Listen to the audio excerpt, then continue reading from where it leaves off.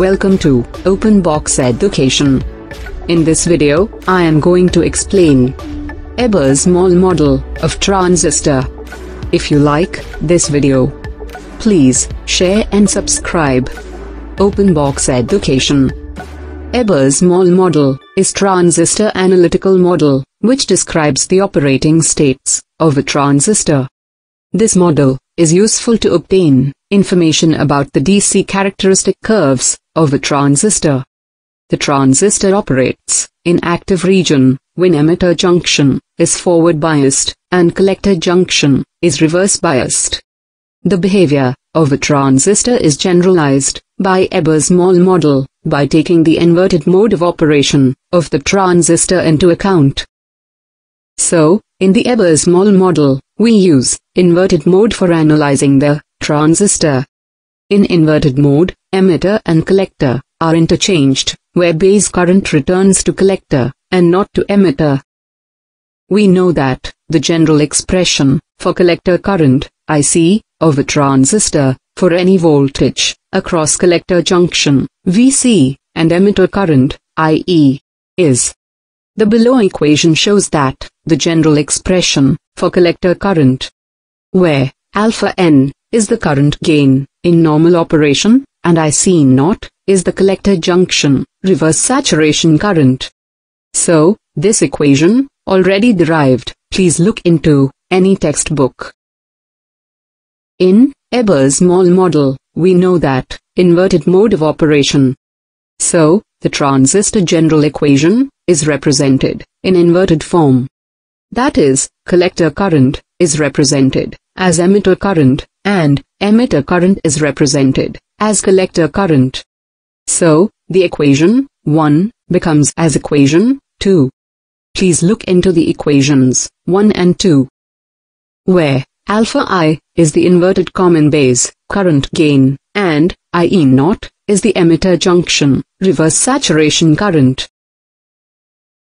In the above equations, the parameters are related by the condition alpha I multiplied by IC naught equals alpha N multiplied by IE naught.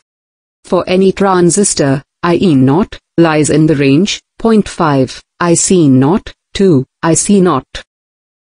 The figure shows the Ebers Moll model for transistor.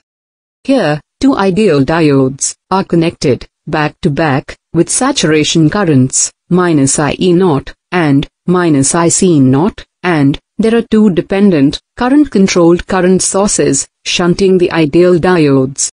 The current sources account for the minority carrier transport across space. An application of Kirchhoff's current law to the collector node. From the figure, we will get the below equation 3. Please look into the equation, you can understand easily. Where I is the diode current, as I naught is the magnitude of reverse saturation current, then I naught equals -IC naught. Substituting this value of I naught into the above equation 3, we get C. The equation 4, we got this equation from equation 3, which is nothing but general expression for collector current of a transistor, which we discussed earlier. Hence this model is valid for both forward and reverse static voltages applied across the transistor junctions. Here base spreading resistance and difference between IC naught and ICB naught have been neglected. Here, one question, why back-to-back connection of two diodes not works as transistor? The reason is the dependent current sources may be removed from figure, provided alpha N equals alpha I equals 0.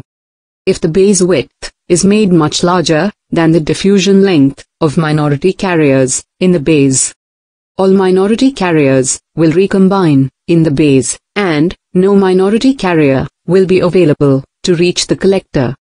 Here, note that one point, the majority carriers in the emitter region I become minority carriers in the base region.